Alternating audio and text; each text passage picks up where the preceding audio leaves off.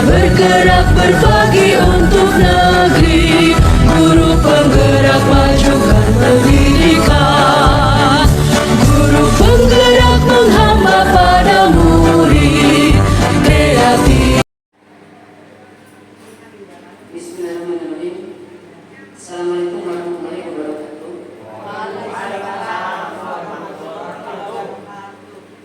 Alhamdulillah, rabbil alamin. Salawat beserta salam mari kita curahkan kepada baginda Nabi besar sallallahu alaihi wasallam. Semoga kita mendapatkan syafaatnya di yaumil akhir. Amin amin ya rabbal alamin.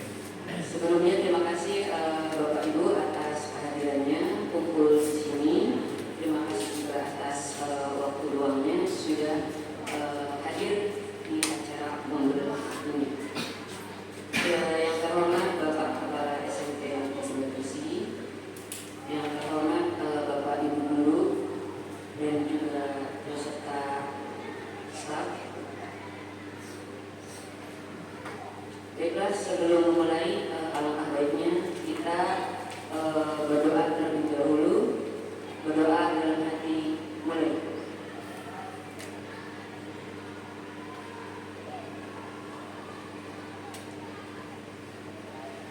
Selesai. Baiklah Bapak Ibu, di sini saya di sini sebagai moderator akan sedikit dengan acara komunitasasi ini, yaitu dengan judul diseminasi budaya positif, berbagi praktik baik bersama konversasi. Nah di sini saya tidak akan terlalu berbicara, nanti saya akan membacakan susunan acaranya. Yang pertama adalah yaitu sambutan dari Bapak Kepala Sekolah sampai di Besi, yaitu Bapak Haryanto MPD. Yang kedua yaitu pemaparan dari pemateri Ibu Indra Kadija SPD, dan yang terakhir yaitu penutup. Baiklah Bapak Ibu, langsung saja untuk sambutan pertama yaitu akan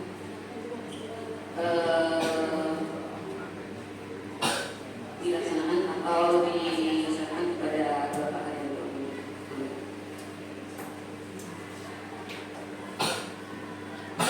Terima kasih. Assalamualaikum warahmatullahi wabarakatuh. Waalaikumsalam warahmatullahi wabarakatuh. Yang saya hormati Ibu Indra sebagai moderator, sebagai pemateri dalam hal ini kegiatan diseminasi budaya positif calon guru penggerak angkatan yang ke-11 dengan tema berbagai praktik baik ya, bersama kelompok Bapak Ibu yang saya hormati, ini luar biasa sekali. Artinya sekolah kita punya potensi yang baik, itu potensi yang baik untuk mengikuti program pemerintah, khususnya untuk IKM ya, khususnya untuk IKM. Nah, ke depan harapan saya terus Bapak Ibu, kalau ada kesempatan apapun, saya sudah sampaikan, laksanakan, lakukan. Waalaikumsalam warahmatullahi wabarakatuh. Baik, terima kasih atas sambutan dari Bapak Kepala Sekolah kita yang sangat antusias sekali dengan acara komunitas ini. Lanjutkan langsung saja, yaitu pemaparan dari pemateri kita, yaitu Ibu Indra Kadija SPD.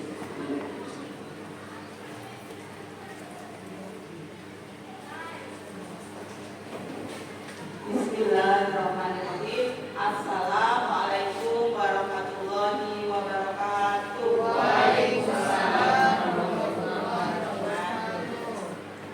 Sebelum masuk ke materi, biar nggak tegang ya Bapak Ibu, santai aja materinya, santai tegang sambil berdiskusi. Oh iya. Saya pengen pantun Bapak Ibu, pengen pantun nanti ayukan ya Bapak Ibu. Oke. Duduk di meja sambil makan. Ayo.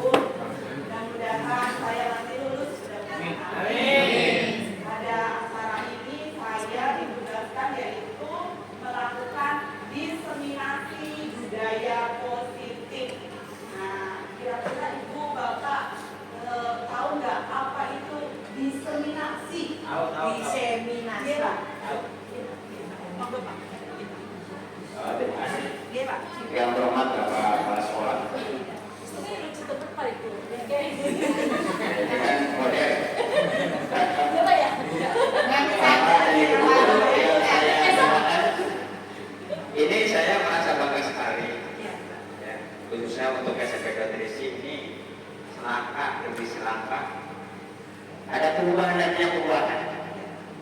Saya selalu mau memberikan motivasi kepada teman-teman yang masih muda gitu. Kalau saya sebentar lagi ya. Ini bagi yang muda harus punya power ya, motivasi bagaimana untuk meningkatkan skill juga jabatan. Menurut saya diseminasi itu suatu diseminasi itu suatu penyebaran. Ya, suatu penyebaran artinya kita bagaimana kita menyebarkan atau membudayakan terutama dalam sopan santun atau perilaku kepada siswa supaya siswa itu menjadi karakter yang terbaik. Jadi percuma suatu siswa pintar dan lain sebagainya kalau akhlaknya tidak baik itu kurang baik atau tidak baik. Itu saja sementara punya. Terima kasih.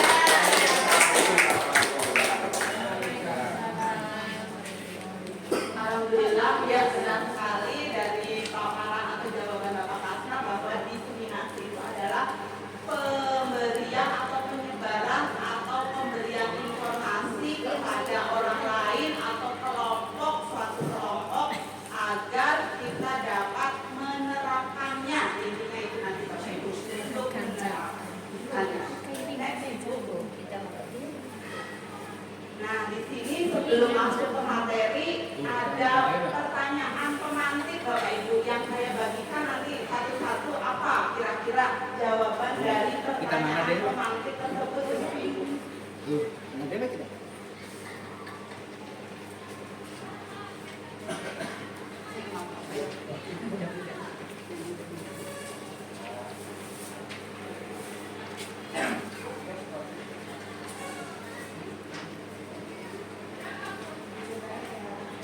Jawaban.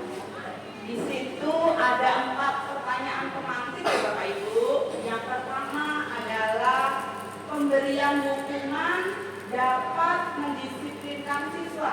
Menurut Bapak dan Ibu, apakah pemberian hukuman itu dapat mendisiplinkan siswa? Ada Ibu? Soal yang dijawab. Satu aja Bu, nanti bergiliran. Baiklah, mohon izin waktunya dan atas kesempatan yang baik dari moderator.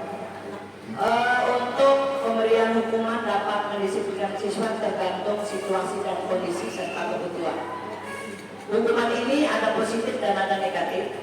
Kami sebagai guru selama ini memberikan hukuman itu yang sifatnya adalah mendidik. Jadi kita setuju menghukum ini mendisiplinkan siswa dalam hal positif. Tanda kutip di sini menghukum anak yang tadinya kurang disiplin menjadikan disiplin. Contoh baru saja kita lakukan bagaimana siswa itu akan memahami tujuan pembelajaran kalau anak itu sendiri belum disiplin mulai dari literasi, sehingga anak tersebut bukan dihukum namun diberikan perhatian dan bimbingan untuk menyelesaikan apa yang kita bawa menuju ke tujuan pembelajaran tersebut. Jadi setuju, tapi positif ya. Itu saja, terima kasih. Terima kasih, tepuk tangan. Kemudian pertanyaan pemantik yang kedua adalah pemberian hadiah meningkatkan prestasi siswa. Apakah Bapak Ibu setuju bahwa pemberian hadiah itu dapat meningkatkan prestasi kepada siswa? Setuju. Ya. Assalamualaikum warahmatullahi wabarakatuh. Menyikapi pertanyaan dari Ibu Indra tentang pemberian hadiah yang meningkatkan prestasi siswa. Yang namanya siswa itu perlu kita kasih reward atau hadiah. Hadiah tidak hanya berupa materi.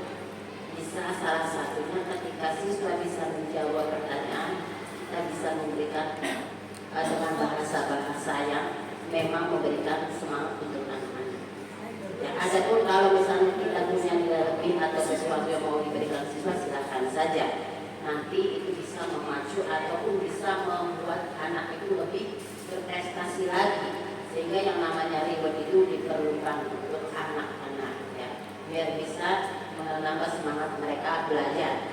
Mungkin itu saja sedikit jawaban dari saya. Terima kasih. Kemudian lanjut ke pertanyaan yang ketiga, yaitu guru harus mampu memberikan solusi untuk setiap siswa yang bermasalah. Betul atau tidak? Bapak Ibu guru perlu memberikan atau mampu menyelesaikan solusi untuk setiap siswa yang bermasalah. Biar Bapak Ibu. Betul. Terima kasih Pak Materi yang telah memberikan kesempatan untuk saya. Untuk yang kedua kalinya, saya akan mencoba menjawab atau memberikan gambaran tentang guru harus mampu memberikan solusi untuk setiap siswa yang bermasalah. Itu salah satu tugas utama guru, ya, teman-teman. Jadi kita sebelum melangkah harus berpikir lebih jauh bagaimana untuk menangani siswa yang punya masalah. Kalau bisa kita jangan selalu lihat satu sudut pandang, jangan. Karena kalau kita melihat satu arah, tidak akan berhasil nanti. Tidak ada solusi lain. Yang pertama, ya, anak itu kita hadapkan pendekatan. Ini apa sih siswa itu? Dan ada masalah kasih siswa itu. Ya. Setelah kita menyentuh, kita menggali sehingga kita tahu apa yang dialami oleh siswa itu. Tanyakan apakah ada masalah di rumah. Tanyakan apakah ada masalah di sekolah, baik teman sekolah maupun dalam lingkungan sekolah. Ketika kita menemukan masalah, kita harus jeli, harus melangkah semangat kita. Kalau itu masalahnya di sekolah, kita undang yang bersangkutan, yang terkait. Sehingga kita nanti siapapun yang terlibat kita undang. Siapa yang salah, siapa yang memulai, dan bagaimana solusi. Itu harus sama. Kemudian kalau memang ada masalah di rumah, entah itu dengan kakak, atau orang tua, atau ayah ibu, kita undang orang tuanya. Apa sebenarnya yang terjadi? Nah itu. Setelah kita dari data itu solid, dari masalah itu kita kumpulkan, kita tarik kesimpulan, kita ambil solusi bagaimana yang terbaik. Itu saya sebenarnya.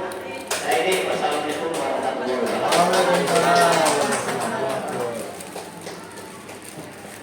Terima kasih Bapak Ibu. Nah, lanjut ke materi ya Bapak Ibu, bahwa konsep disiplin positif di sini ada 7 materi. Yang pertama, perubahan paradigma belajar. Yang kedua, disiplin positif. Yang ketiga, motivasi perilaku manusia. Yang keempat, kebutuhan dasar manusia. Yang kelima, posisi kontrol restitusi. Yang keenam, keyakinan kelas. Dan yang terakhir adalah segitiga restitusi. Yang pertama adalah pembelajaran dengan paradigma baru, yaitu pembelajaran paradigma yang merupakan pembelajaran yang berorientasi pada penguatan kompetensi dan pengembangan karakter yang sesuai dengan profil pelajar Pancasila. Bapak Mahfud bisa menyebutkan yaitu 1, 2, 3, 4, 5, 6 profil pelajar Pancasila. Bisa tidak? Profilnya Bapak Nyanyikan. Belajar Pancasila, beriman dan bertakwa pada Tuhan yang Esa dan berakhlak mulia, berkebinekaan global, gotong royong mandiri, kreatif dan bernalar tinggi. Kreatif dan bernalar tinggi.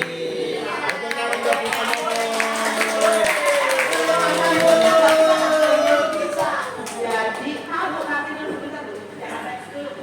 Jadi ada 6 komponen ya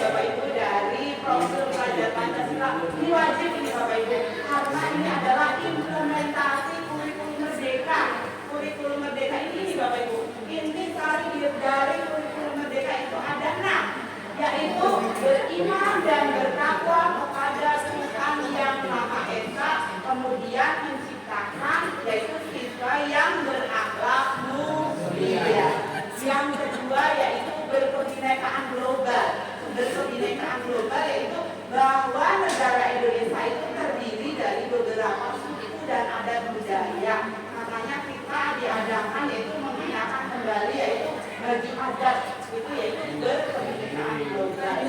Yang ketiga yaitu bergotong royong. Nah sekarang yang saya atau kita lakukan bersama-sama Bapak Ibu adalah bergotong royong untuk memajukan Kombel SMP Negeri 2 Terisi yang disebut dengan Kombel Serasi. Kemudian kreatif, nah yaitu kreatif sudah paham ya Bapak Ibu, bernalar kritis yaitu berpikir untuk maju. Kemudian yang terakhir adalah mandiri. Kadang-kadang kita bisa berkolaborasi, tapi kadang-kadang kita harus juga bisa bekerja sendiri. Itu Bapak Ibu. Next Ibu. Materi yang kedua adalah disiplin positif. Nanti dulu Ibu ya. Maaf Bapak Ibu, dari kata disiplin, apa tadi? Disiplin positif tadi. Berdisiplin itu apa? Yang terpikirkan atau terbayangkan. Next Ibu. Next. Ya.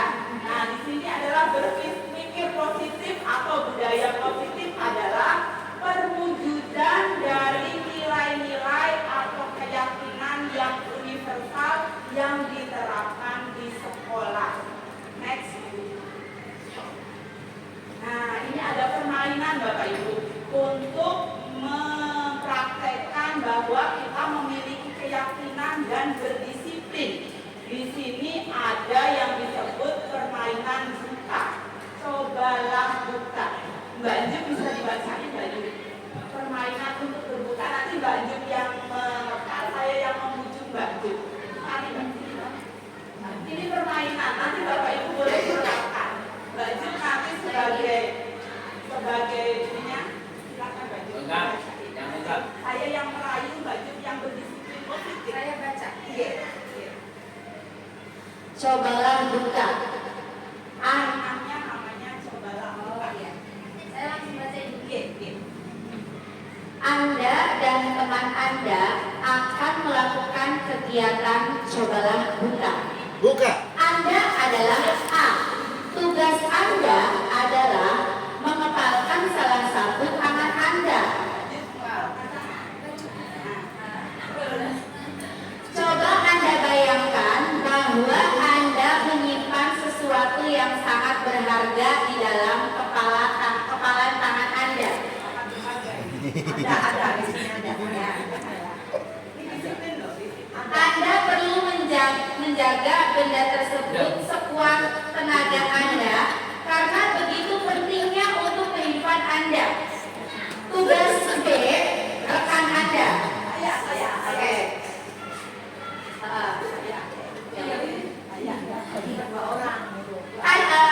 Rekan B ya. Adalah mencoba dengan segala cara untuk membuka kepalan tangan Anda. Teman Anda B boleh membujuk, boleh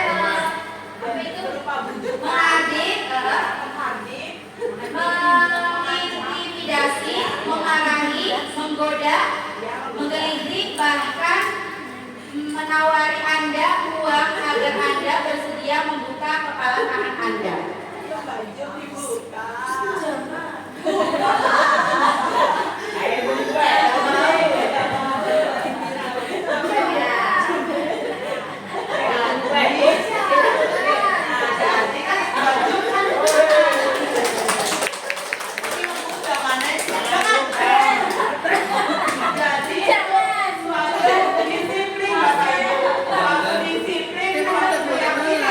Contohnya begini, ini contoh dari kepala tangan, tapi penerapannya kepada peserta didik bahwa siswa sendirilah atau dirinya siswa itu yang mampu tidak tergoda dengan ajakan atau bujukan atau tawaran dari orang lain agar dia tidak berlaku positif.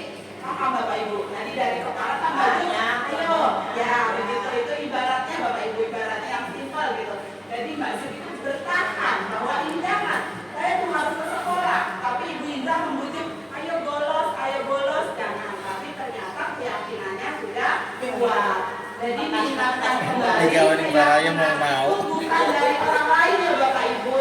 Keyakinan itu tumbuh dari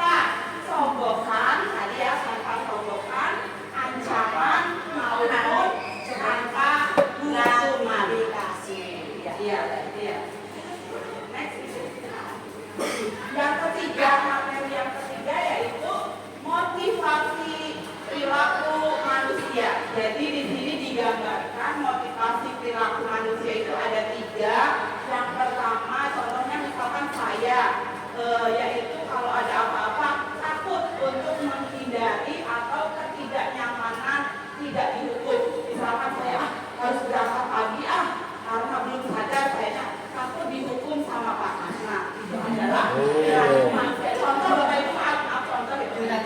Kemudian Pak Indra kasih contoh ya. Yang pertama yaitu perilaku manusia nih Bapak Ibu. Perilaku manusia yaitu menghindari ketidaknyamanan takut dihukum. Jadi Pak Indra takut dia untuk dihukum ya. Agar sadar. Yang kedua adalah perilaku mendapatkan imbalan atau penghargaan. Itu saya. Contohnya saya cepet-cepet pengen bersalaman di depan biar saya dapat reward dari bapak kepala sekolah. Saya pribadi loh, dia tahu bapak kepala sekolah bahwa saya rajin itu. Dan saya Bapak Ibu itu makanya. Kemudian yang ketiga adalah menghargai diri dan juga orang lain yang mereka inginkan.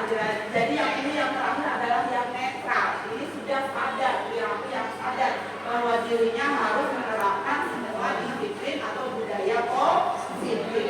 Next, Ibu. Nah, Bapak Ibu yang sudah saya bagikan di situ ada soal di sebaliknya Bapak Ibu. Maaf, ini mah sharing aja, jangan dibikin stres Bapak Ibu. Soalnya itu hanya 2 jawabannya Bapak Ibu. Yang pertama hukuman, yang kedua konsekuensi. Jadi cara isinya gini Bapak Ibu. Yang ini itu masuknya hukuman ataukah masuknya konsekuensi? Sabar Bapak Ibu. Nanti juga saya jelasin dulu saya. Jadi Bapak Mahfud nanti menjawabnya misalkan nomor 1 ini hukuman Ibu Indra boleh. Misalkan nomor 2 konsekuensi boleh. Itu ya Bapak Ibu ya. Paham nggak Bapak Ibu? Paham. Hanya 2 jawabannya. Pilih salah satu. Boleh hukuman, boleh juga konsekuensi. Bapak Iman mau menjawab Bapak Iman? Boleh hukuman atau boleh konsekuensi. Monggo Bapak Iman. Ya Bapak Iman. Ya Bapak Iman. Mohon sama-sama dikoreksi. Iya nggak apa-apa. Membaca 100 kali di dalam buku kalimat, saya tidak akan terlambat lagi karena terlambat ke sekolah. Konsekuensi. Ya, berarti mencatat 10 kali di dalam buku kalimat. Panglima merupakan konsekuensi. Berarti setuju atau tidak Bapak Ibu? Setuju. Kan mencatat 100 kali itu wajar atau tidak Bapak Ibu? Wajar. Tidak. Berarti itu suatu konsekuensi atau hukuman kalau tidak wajar itu. Ya Bapak Ibu. Jadi kita mengambil ininya dari kata kuncinya adalah 100 kali Bapak Ibu. Kalau mungkin cuma 10 kali gitu, mungkin pada ini ya Bapak Ibu, mungkin agak kalau ini kan menghukum gitu Pak ya, nggak salah Bapak, maaf, maksudnya koreksi aja karena kita mengambil kata dari 100 kali ininya. Barangkali kalau diganti menjadi 10 kali itu bisa disebut dengan konsekuensi. Mbak Yum nomor 2, Mbak Yum kelihatan nggak Mbak Yum? Oh ya Mbak Yum, ayo konsumen, Mbak Yum di depan Mbak Yum. Ada kedua, lagi mengelilingi lapangan basket 2 kali karena terlambat hadir di sekolah. Nah, kira-kira hukuman atau 2 kali ya Bu ya? Iya, 2 kali. Kalau 2 kali menurut saya konsekuensi. Ya, ini mah wajar ya Bapak Ibu, masih dalam tahap kewajaran. Yang ketiga, Bu Ai mau mencoba membersihkan coretan yang dibuat di meja tulis. Konsekuensi, ya benar, karena dia berbuat dia sendiri yang berbuat, dia yang harus bertanggung jawab. Itu adalah konsekuensi. Kemudian yang nomor 3 Bapak Mahfud siap? Ya, siap. Iya, ini Bapak Mahfud. Lalu saya akan menjawab pertanyaan dari Ibu Indra yang selalu dihukum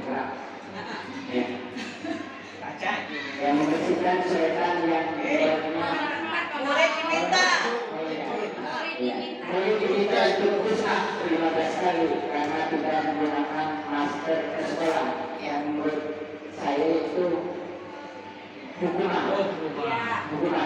Ya. Setuju atau tidak Bapak Ibu? Ini adalah ya yang ke 1, 2, 3, 5. Yang kelima siapa? Kira-kira. Nah, ganti Bapak jangan. Audiennya banyak Bapak. Bantu. Di sini Bumil. Bumil siap Ibu Mil. Coba mic ya Bumil. Menggantikan kertas tugas teman yang telah dicoret-coret konsekuensi. Ya, betul. Karena itu adalah perbuatan yang Perbuatan salah. yang dilakukannya. Ya, betul. Ibu Mil maaf ya Ibu. Berjemur di lapangan basket pukul 12.00 siang karena mengobrol dengan teman. Menurut saya itu hukuman. Ya, karena kan berjemur jam 12 siang. Kemudian yang terakhir ya Bapak Ibu, yang terakhir Ibu Susan. ya Ibu Susan, Mbak Susan, Mbak Sur. Hidup, Yang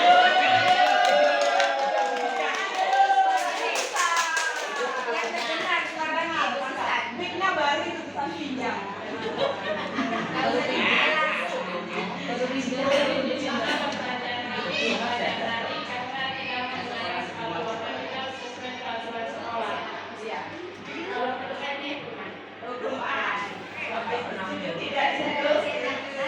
Mangga Ibu dibukakan jawabannya, Ibu bukakan. Nah, jadi yang pertama kali adalah di sini konsekuensi. Ada yang versinya berbeda-beda Ibu. Ada yang konsekuensi, tadi kan dari itu betul jawaban. Ada yang hukuman tadi, boleh berbeda-beda boleh Ibu Bapak. Tapi kan kita tadi ada yang seperti ini dan seperti ini. Betul. Ya. Terus ada yang konsekuensi, hukuman, dan yang terakhir adalah hukum. Mangga Ibu next Bu. Lulus.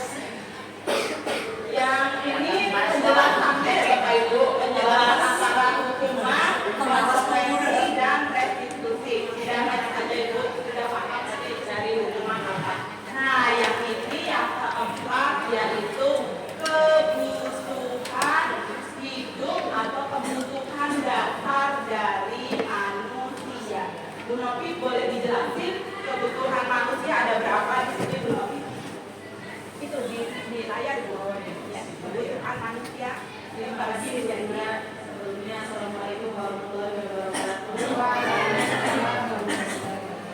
Kebutuhan dasar manusia itu yang pertama, 1, bertahan hidup atau fisiologi. Yang kedua, kasih sayang dan rasa diterima atau psikologis. Yang ketiga, penguasaan.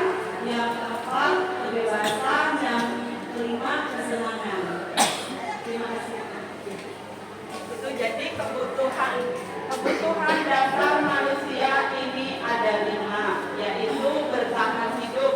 Bertahan hidup contoh kasusnya ya Bapak Ibu, misalkan di sekolah kita ada seorang anak yaitu mencuri atau mengambil makanan temannya sendiri. Itu jangan selalu kita hakimi ya Bapak Ibu. Kita coba tanyakan dulu, ternyata setelah ditanyakan yaitu siswa tersebut tidak memiliki uang untuk jajan atau dia lapar karena di rumah tidak mendapatkan sarapan dari orang tuanya.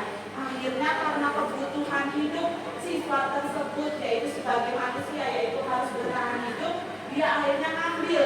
Niatnya mah tidak mencuri ya Bapak Ibu, tidak mencuri punya temannya, tapi ngambil pengen makan punya temannya. Itu contoh kasusnya.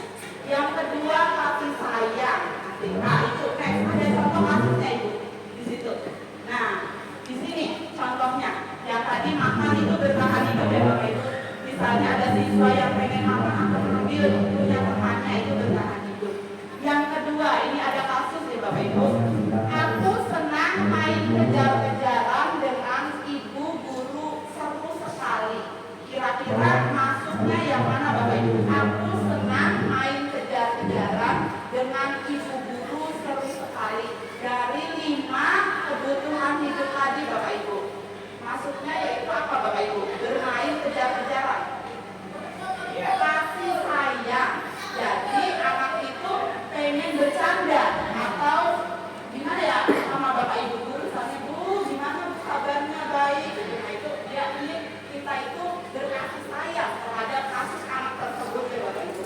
Kemudian ibu, aku karena ibu, guru sayang aku, ibu kejar, berarti dianya memiliki kesenangan. Ayo ibu, saya senang dikejar-kejar gitu. Aku hebat, kan bisa bikin ibu guru kejar aku. Berarti hebat tadi kasusnya yaitu pada penguasaan. Jadi siswa memiliki penguasaan. Bu, aku tuh hebat, aku tuh berprestasi. Berarti dia berkuasa atau kebutuhan pada manusianya adalah berkuasa. Yang terakhir, aku bosan belajar mewarnai terus di dalam kelas. Kebosanan berarti yaitu kebutuhannya apa mbak? Yang kebutuhan itu yang depannya yang depannya. Nah, berarti kebutuhan itu yaitu kebebasan. Bosan tadi ya Bapak Ibu. Bosan. Jadi ada yang tadi makan, kasus makan untuk bertahan hidup. Yang dikejar-kejar ibu guru dia ingin kasih saya. Kemudian tadi yang berprestasi saya hebat bu, saya juara, itu adalah penguasaan. Kemudian kebebasan tadi ya Bapak Ibu yang ingin belajarnya berbeda misalnya, itu adalah suatu kebebasan. Nah, di sini ada pertanyaan kembali Bapak Ibu, ini untuk kita semuanya.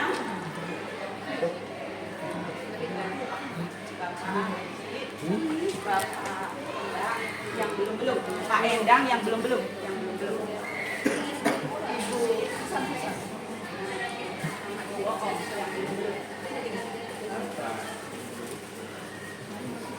di situ adalah dunia berkualitas.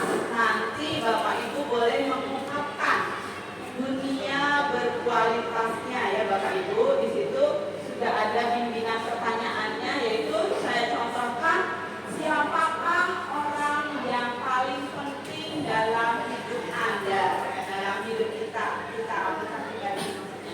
Kemudian nilai-nilai kebajikan apa yang penting dalam hidup saya atau hidup diri kita. Kalau Anda menjadi orang yang ideal, karakter apa yang Anda paling inginkan? Jadi karakter yang ada pada diri Anda itu yang ideal, itu karakter apa? Terus apa pencapaian Anda yang sangat Anda banggakan pada saat ini pencapaiannya?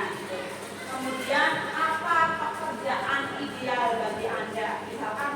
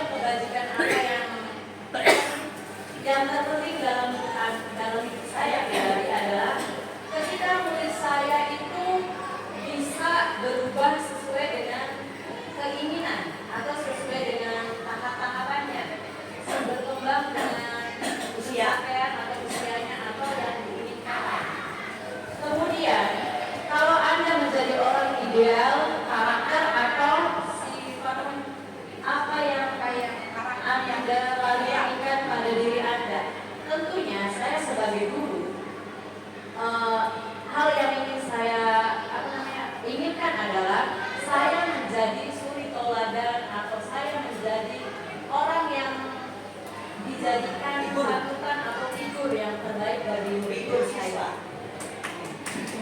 Kemudian, apa pencapaian Anda yang Anda sangat banggakan? Itu tadi, pencapaiannya adalah ketika saya dengan murid saya dan murid saya itu bisa berubah dari yang tidak tahu menjadi tahu. Kemudian, apa pekerjaan ideal bagi Anda?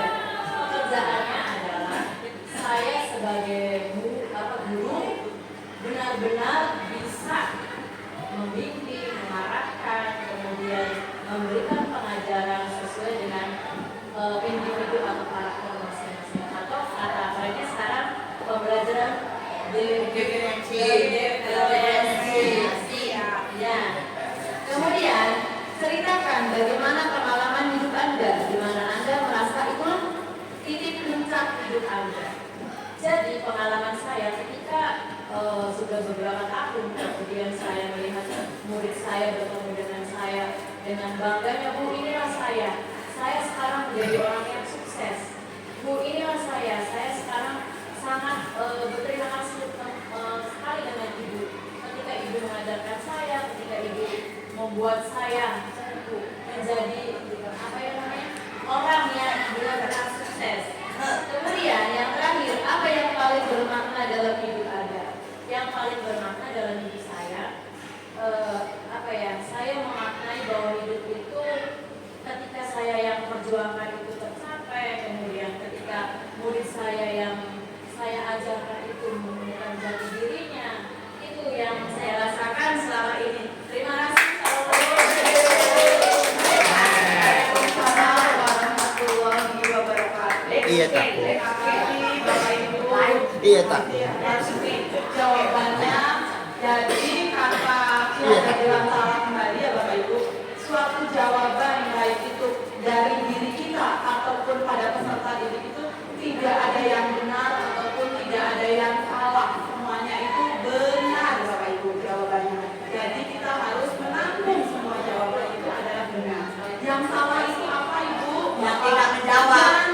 Yang tidak menjawab itu yang salah. Jadi mohon Bapak Ibu diimplementasikan ya Bapak Ibu. Nanti pada pembelajaran tampung semua jawaban siswa dan siswi kita. Jangan bilang salah, jangan. Ya benar. Tambahi bila koreksi salahnya ya Bapak Ibu. Gitu. Next yang kelima adalah posisi kontrol guru. Jadi kita harus memiliki 5 posisi kontrol. Yang pertama adalah penghukuman. Guru memiliki sifat penghukum. Nah itu pada kasus yang sudah sangat berat ya Bapak Ibu, harus memiliki sifat penghukum. Kemudian membuat merasa bersalah siswanya agar merasa bersalah atas perbuatan yang dia lakukan. Kemudian guru juga harus berlaku dengan siswa yaitu sebagai teman Bapak Ibu, tidak hanya menghukum, tapi kita harus berlaku juga sebagai teman. Yang keempat yaitu memantau, kita harus memantau. Yang terakhir adalah manajerial, yaitu memanajemen atau memanajerial suatu peserta didik. Next Ibu. Posisi kontrol itu adalah 1. Posisi penghukum. 2. Posisi pembuat merasa bersalah. 3. Posisi teman. 4. Posisi pemantau atau monitor. Dan 5. Posisi manajer. Untuk lebih memahami kelima posisi tersebut, mari kita saksikan kasus Maret yang terlambat hampir 20 menit di sekolah dan melihat bagaimana kelima posisi kontrol dalam menghadapi masalah tersebut.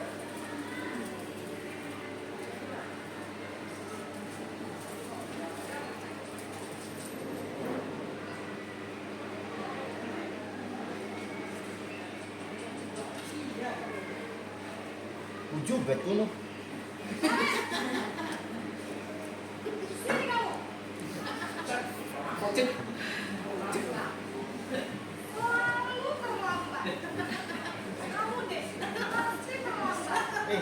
Ujub bet kali dikudungi baik. Apa coba? Alasan kamu apa lagi? Kamu sih kamu tidak pernah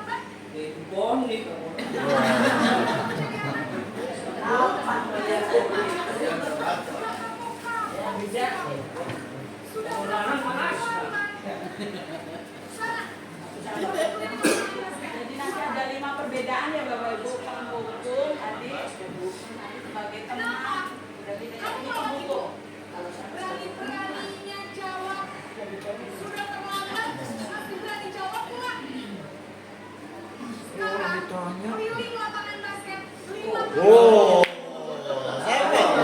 Siapa aku? Ayo. Siapa aku? Oh, Indra. Oh. Bukan sekolah itu. Ya makanya saya dari ini baru kita. Anak bisa berupa fisik maupun psikis. Ibu dan bapak guru hebat, dampak yang terjadi pada guru ketika guru berada pada posisi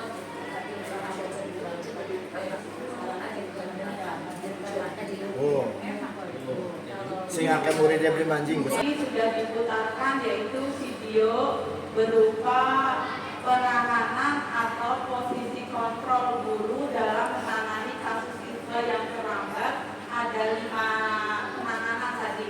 Yang pertama adalah penghukuman, yang kedua adalah merasa bersalah, yang ketiga sebagai teman, yang keempat adalah monitor, yang terakhir adalah posisi manajerial. Nah, dari yang dibahas tadi yaitu yang terbaik yaitu adalah pada posisi manajerial. Bahwa yang saya simpulkan bahwa posisi manajerial itu adalah pada diri siswa tersebut yang harus menyelesaikan sendiri apa masalahnya dia. Jadi dia dari dia sendiri dan untuk dia sendiri yang harus menyelesaikan permasalahan tersebut. Tadi kan terlambat, jadi guru menanyakan apa kira-kira yang harus kamu solusinya agar tidak terlambat. Satu tadi menyalakan alarm, kemudian yang kedua bilang ke ibu atau kakaknya untuk membangunkan dia lebih pagi. Jadi siswa tersebut yang harus menyelesaikan permasalahannya sendiri, yaitu pada posisi manajerial, Bapak Ibu. Yang penting next Ibu. Ya tadi sudah dipaparkan yang ini penghukuman, terus merasa bersalah, teman, next Ibu. Pemantau dan manajerial. Jadi yang terbaik adalah manajerial. Yang keenam yaitu mengapa keyakinan kelas bukan peraturan kelas.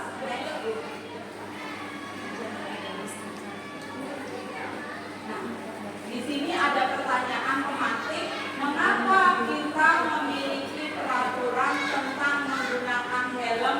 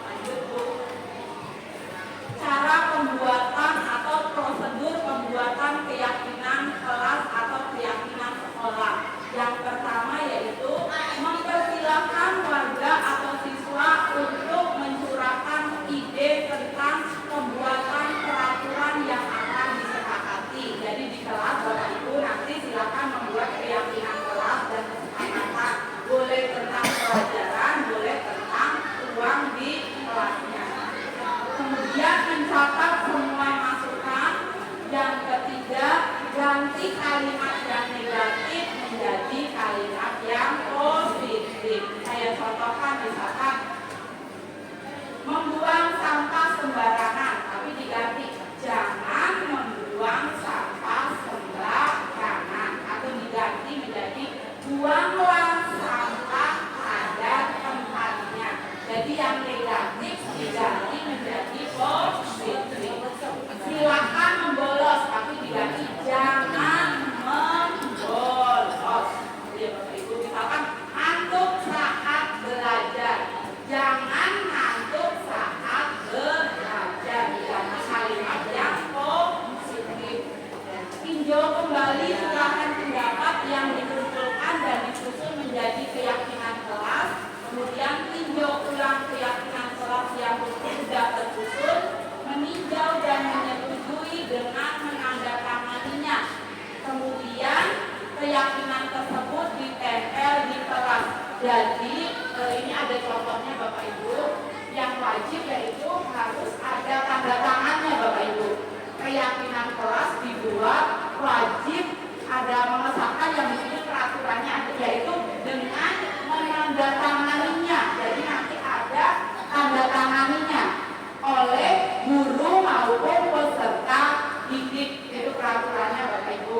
Harus ada tanda tangan dari guru dan siswanya untuk membuat keyakinan. Boleh dalam pembelajaran ataupun boleh dalam kelas. Bapak Ibu. Assalamualaikum warahmatullahi wabarakatuh. Waalaikumsalam warahmatullahi wabarakatuh. Yo, mana semangat kalian? Semangat, yes. Alhamdulillah.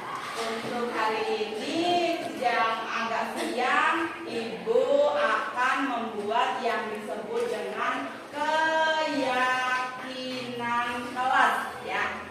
Ada yang tahu tidak apa itu keyakinan kelas? Boleh ngajuk, silakan. Apa itu keyakinan kelas atau keyakinan? Ayo, nggak apa-apa, iya toh. Ya, boleh. Lanjut. Apa itu keyakinan?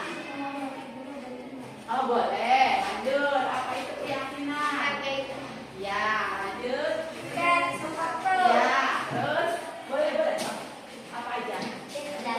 Iya, terus boleh. Nah, itu nanti adalah semua yang ada di dalam keyakinan. Jadi Ibu jelasin, keyakinan itu adalah kesepakatan antara siswa dan guru agar kelas kita menjadi tertib. Dengan adanya keyakinan kelas. Jadi harus kita sepakati. Siswanya setuju, gurunya pun setuju. Jadi kesepakatan kelas itu adalah nilai-nilai atau kesepakatan yang dibuat antara guru dan juga siswa agar kelasnya menjadi tertib. Nah, nanti Ibu bagikan ya yang namanya stick note di sini. Nanti stick note ini kalian tulis. Pengen apa di kelas ini tuh? Kesepakatan atau keyakinan kelasnya tuh mau yang bagaimana ya? Kalau sudah ditulis nanti kita tempel bareng-bareng di papan tulis. Acak aja ya, beda-beda warna boleh. Beda warna. Silakan ditulis keinginan kalian atau kesepakatan kalian untuk di kelas ya. Silakan ditulis. Gak usah ditulis namanya, gak usah ditulis. Tulis kesepakatannya aja. Jangan namanya ya, gak usah. Kesepakatannya aja. Pengen apa kelasnya?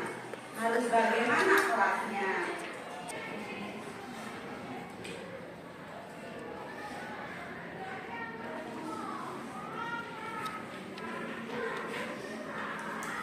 Sudah menulis keyakinan kelasnya? Sudah. Ditempel ya urut dari meja 1, 2, 3, dan 4. Satu dulu maka ditempel urut. Yuk, ini maju. Majukan. Ayo sayang, urut.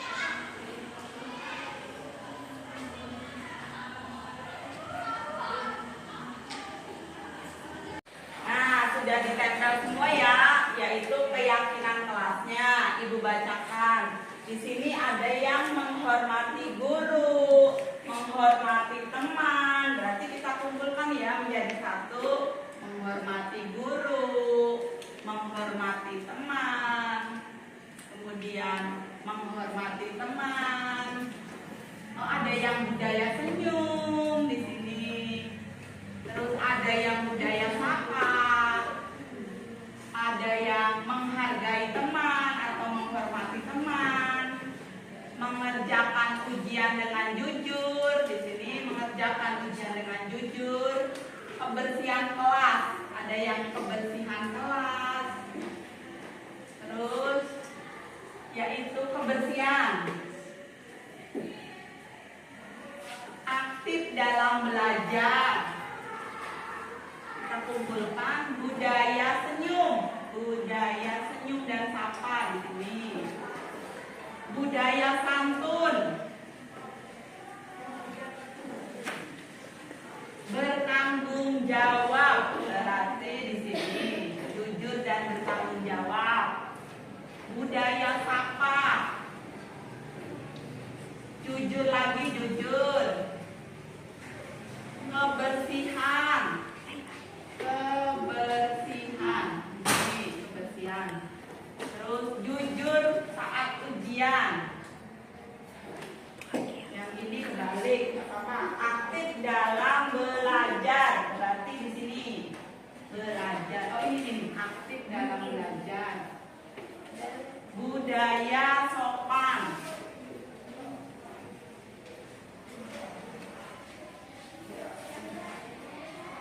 Budaya santun. Budaya, aktif dalam belajar.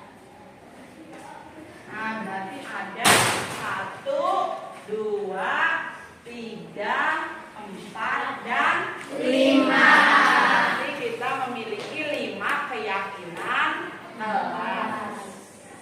Nah, sudah Ibu tuliskan yaitu keyakinan kelas 7, yaitu ada 5 ya, dari 1, 2, 3, 4, 5. Nah, yang pertama kita baca bareng-bareng yaitu membudayakan 5S. Apa itu 5S? Senyum, sapa, salam, sopan, santun. Nah, itu adalah keyakinan kelas kita yang pertama.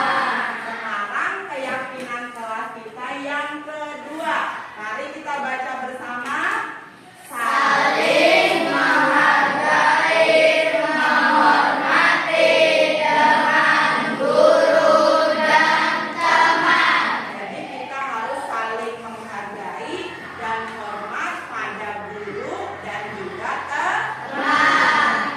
Yang ketiga, keyakinan kelasnya adalah Kebersihan kelas, tanggung jawab bersama. Nah, jadi nanti kebersihan kelas kita harus bersih, harus rapi, bukan tanggung jawab kita saja ya, tapi tanggung jawab seluruh siswa. Nah, boleh ya. Yang keempat, mari kita bacakan yaitu Aktif dalam kegiatan pembelajaran. Nah, di sini kita dalam belajar nanti siswanya harus aktif. Yang terakhir, keyakinan kelas yang kita buat adalah Jujur dalam mengerjakan tugas dan ujian. Nah, ya, terima kasih. Jadi kita sudah memiliki 5 keyakinan kelas. Nah, sekarang nanti kita print ya bersama-sama. Nanti di situ akan ditanda tangan. Di sini perwakilan aja, nanti di kertas kita tanda tangani bersama. Nanti ibu 1, perempuan 1, dan laki-laki 1. Tapi nanti pas di kertas yang ibu print nanti semuanya harus menandatangani.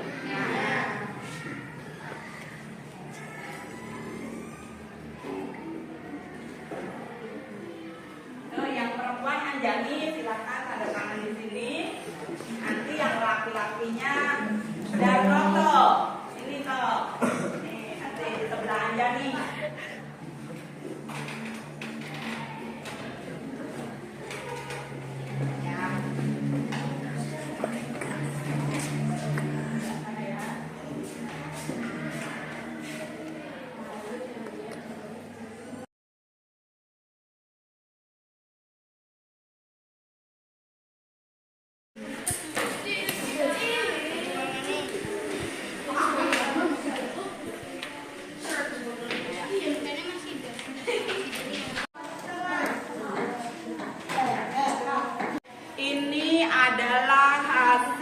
keyakinan dari kelas kita.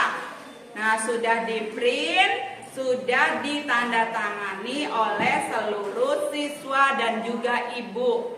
Sekarang kita tempel bersama-sama di dinding kelas. Silakan Arman dan Anjani, kita tempel bersama-sama.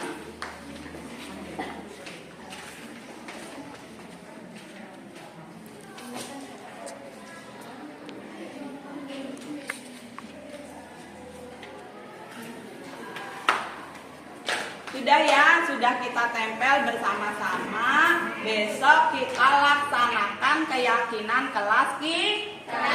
Terima kasih.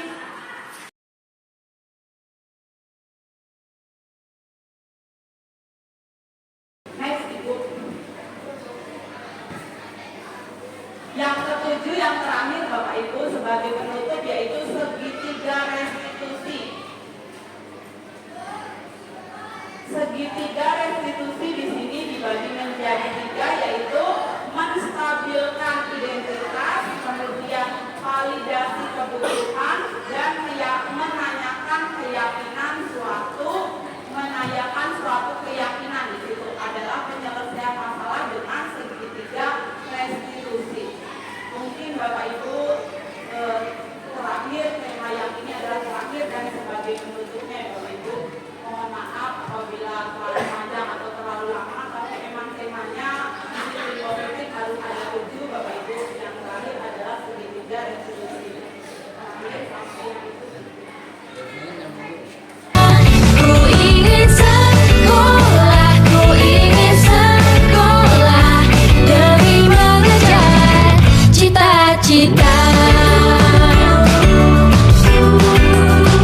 Di sekolah tempatku bertanya dan guru menjawab, kita pun belajar di sekolah. Siva, sini nak, masuk nak. Sini, waalaikumsalam. Silahkan duduk. Diskusi ya sama ibu ya? Ya. Siva, tadi ibu mendapat laporan dari ketua kelas 7D bahwa Siva habis bertengkar dengan Fajar. Betul atau tidak? Iya Bu, habis Siva kesal Bu. Oh, kenapa kamu kesal dan marah?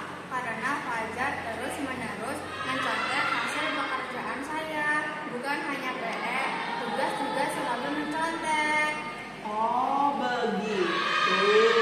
Wajar kamu marah-marah dan kesal.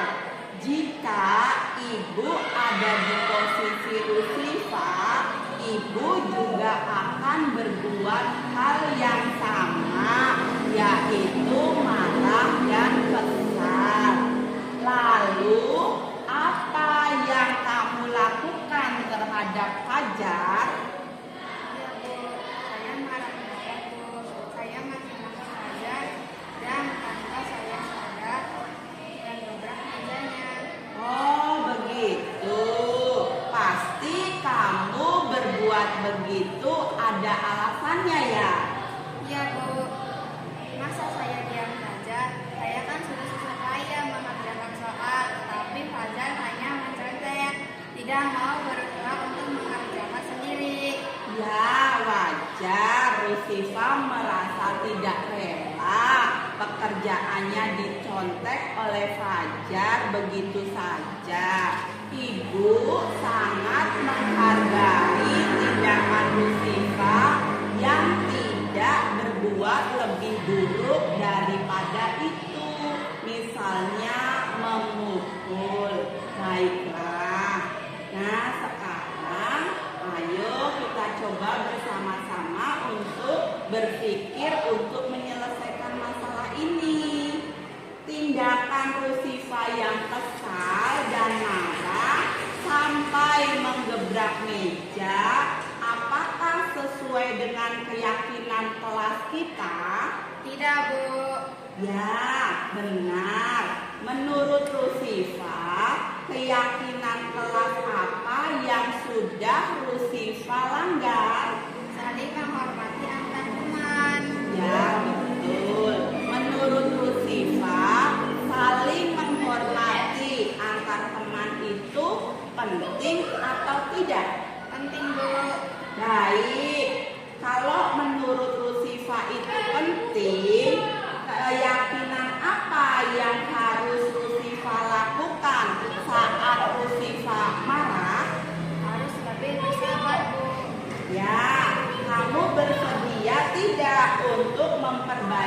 masalah ini? Bersedia, Bu. Apa yang akan Rusifa lakukan untuk memperbaiki masalah ini? Saya harus lebih bersabar dan mampu menahan amarah. Ya, Kalau ada teman yang mencontek, ya. saya akan melaporkan pada guru atau pelajaran atau wali kelas saya, Bu. Betul, tepat sekali apa yang dilakukan oleh Rusifa untuk memperbaiki masalah ini. Nah, sekarang Ibu ucapkan terima kasih. Rusifa harus tetap semangat ya. Iya, Bu. Silakan kembali ke kelasnya ya. Terima kasih, Bu. Sama-sama.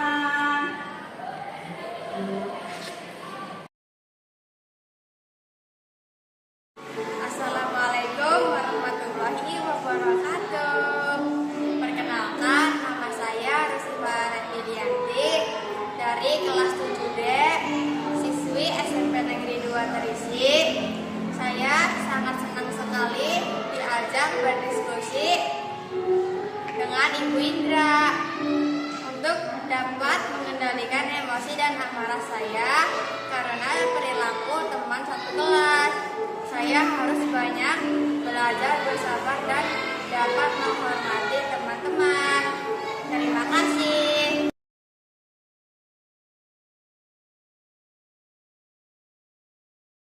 Arman, sini Man duduk sama Ibu Man. Kita diskusi ya Man ya. Arman, tadi Ibu mendapat laporan dari guru piket bahwa Arman sering datang terlambat. Betul atau tidak Man? Iya, Bu. Menurut ingatan Arman, sudah berapa kali ya Arman datang terlambat? Sudah 5 kali, Bu. Sering terlambat itu suatu kesalahan atau bukan Arman? Iya, Bu, suatu kesalahan. Baik, Arman berbuat kesalahan itu sudah manusiawi ya. Iya, Bu. Setiap orang pasti pernah berbuat kesalahan. Yang terpenting kita bisa belajar dari kesalahan tersebut dan berusaha untuk memperbaikinya. Setuju atau tidak Arman? Setuju, Bu. Oke, baik Arman. Mari kita cari solusinya secara bersama-sama ya. Iya, Bu. Oke, Arman sering datang terlambat, pasti punya alasan ya? Iya, Bu. Ya, kenapa Arman sering datang terlambat? Karena saya sering begadang, Bu, sambil bermain HP, jadi kurang tidur. Nah, Arman tahu keyakinan kelas yang telah kita sepakati? Tahu, Bu. Nah, kalau Arman datang terlambat ke sekolah sesuai tidak dengan kesepakatan kelas kita? Tidak, Bu. Ya, benar. Menurut Arman, keyakinan kelas apa yang sudah kamu langgar? Disiplin, Bu. Ya, betul. Menurut Arman, disiplin itu penting atau tidak? Penting, Bu. Ya. Untuk saya datang ke sekolah tepat waktu dan bisa menghargai waktu. Ya, Bu, saya menyesal sudah sering terlambat. Saya mohon maaf ya, Bu, sudah sering terlambat. Ya, betul sekali Arman. Sikap kamu untuk meminta maaf itu sudah benar, sudah hebat ya. Nah, sekarang menurut Arman, apakah Arman yang lakukan itu datang terlambat ke sekolah? Saya akan tidur lebih cepat, tidak akan begadang, tidak akan main HP sampai larut malam. dan Arman akan membunyikan alarm jam agar Arman dapat bangun lebih pagi dan datang ke sekolah tepat waktu, tidak terlambat. Baik Arman, kamu sudah menemukan solusinya. Ibu akan bekerja sama dengan orang tua Arman agar Arman tidak datang terlambat ke sekolah lagi dan masuk ke sekolah tepat pada waktunya ya. Karena sudah selesai kita berdiskusi, Ibu persilahkan Arman kembali ke kelas ya Nak ya. Iya Bu. Terima kasih. Ya, sama-sama.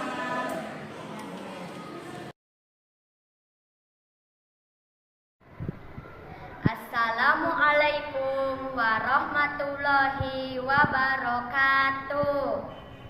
Perkenalkan, nama saya Arman dari kelas 7D, siswa SMP Negeri 2 Trisi. Terima kasih Ibu Indra.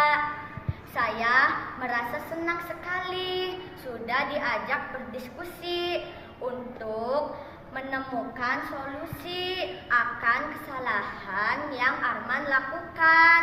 Arman tidak akan begadang lagi agar dapat bangun pagi, datang ke sekolah tepat waktu, dan tidak terlambat masuk sekolah. Terima kasih. Terima kasih Bapak Ibu atas pengajarannya, atas partisipasinya. Dan yang terakhir saya ucapkan terima kasih sebelumnya. Pantun dulu ya Bapak Ibu. Pisau diasah buat bertani. Bawa ke ladang naik pedati. Selesai sudah presentasi ini. Semoga bisa memberikan arti. Assalamualaikum warahmatullahi wabarakatuh. Waalaikumsalam warahmatullahi wabarakatuh.